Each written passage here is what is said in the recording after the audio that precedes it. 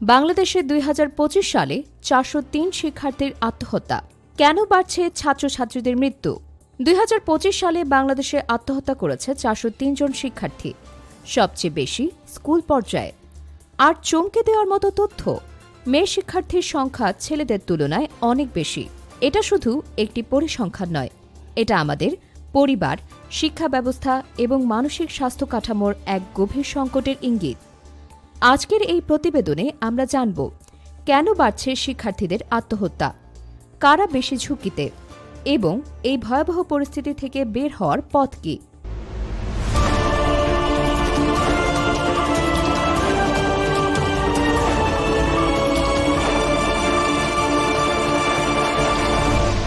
Channel CB. রাজধানীতে আয়োজিত এক সংবাদ সম্মেলনে আত্মহত্যা প্রতিরোধ ও মানসিক স্বাস্থ্য সচেতনতা নিয়ে কাজ করা সংস্থা আঁচল ফাউন্ডেশন প্রকাশ করেছে তাদের গবেষণা প্রতিবেদন স্টুডেন্ট সুইসাইডস, আ গ্রোয়িং ক্রাইসিস। গবেষণায় উঠে এসেছে ২০২৫ সালে দেশের বিভিন্ন স্কুল, কলেজ, বিশ্ববিদ্যালয় ও মাদ্রাসা মিলিয়ে মোট ৪০৩ জন শিক্ষার্থী আত্মহত্যা করেছে। ২০২৪ সালে এই সংখ্যা ছিল ৩১০, অর্থাৎ মাত্র এক বছরে বৃদ্ধি প্রায় ৩০% কাছাকাছি।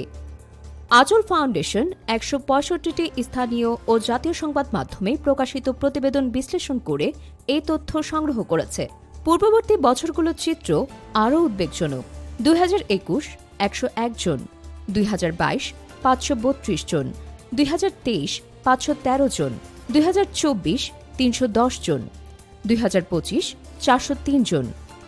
এই ওঠানামার মধ্যে একটি বিষয় স্পষ্ট, শিক্ষার্থীদের মানসিক স্বাস্থ্য সংকট এখনও স্থিতিশীল হয়নি। এর মধ্যে সবচেয়ে বেশি আত্মহত্যা স্কুল পর্যায়ে। মোট ৪০৩ জনের মধ্যে স্কুল ১৯০ জন, কলেজ ৯২ জন, বিশ্ববিদ্যালয় ৭৭ জন, মাদ্রাসা ৪৪ জন। স্কুল শিক্ষার্থীদের এই উচ্চ হার বিশেষভাবে উদ্বেগজনক, কারণ কৈশোরের প্রাথমিক পর্যায়ে মানসিকভাবে অত্যন্ত সংবেদনশীল সময়। নারী শিক্ষার্থীদের সংখ্যা বেশি, নারী ২৪৯ জন, পুরুষ ১৫৪ জন। স্কুল পর্যায়ে ১৩৯ জন মেয়ে এবং ৫১ জন ছেলে। তবে বিশ্ববিদ্যালয় পর্যায়ে চিত্র ভিন্ন, পুরুষ ৪১ জন, নারী ৩৬ জন। বিশেষ করে পাবলিক বিশ্ববিদ্যালয়ে পুরুষ শিক্ষার্থীদের আত্মহত্যার হার ৫৯%। এর কারণ বিশ্লেষণ করলে সামনে আসে ২৮% বিষণ্ণতা, ২৩% মানসিক কষ্ট বা আবেগজনিত আঘাত, ১৩% সম্পর্কজনিত সমস্যা, ৮% পারিবারিক দ্বন্দ্ব, ৬% মানসিক অস্থিরতা, ৩% যৌন হয়রানি। একটি ঘটনায় সাইবার বুলিংয়ের কারণে আত্মহত্যার তথ্যও উঠে এসেছে। অঞ্চলভিত্তিক চিত্র: ঢাকা বিভাগ ১১৮ জন, চট্টগ্রাম ৬৩ জন, বরিশাল ৫৭ জন, রাজশাহী ৫০ জন। উচ্চ জনসংখ্যা, নগরায়ন, প্রতিযোগিতামূলক শিক্ষা ব্যবস্থা এবং পারিবারিক বিচ্ছিন্নতা ঢাকায় উচ্চ হারের সম্ভাব্য কারণ হিসেবে উল্লেখ করা হয়েছে। এই সংখ্যা কেবল পরিসংখ্যান নয়, এটি আমাদের পারিবারিক কাঠামো, সামাজিক সম্পর্ক এবং মানসিক স্বাস্থ্য সহায়তা ব্যবস্থার সীমাবদ্ধতার প্রতিফলন। এই সংকটের পেছনে কয়েকটি বড় কাঠামোগত কারণ স্পষ্ট হয়ে উঠেছে। আবেগিক সহায়তার ঘাটতি। কৈশোরে মানসিক পরিবর্তন স্বাভাবিক হলেও পরিবার ও শিক্ষা প্রতিষ্ঠানগুলোতে এই বিষয়ে সচেতনতা কম। সামাজিক চাপ ও লিঙ্গভিত্তিক বৈষম্য।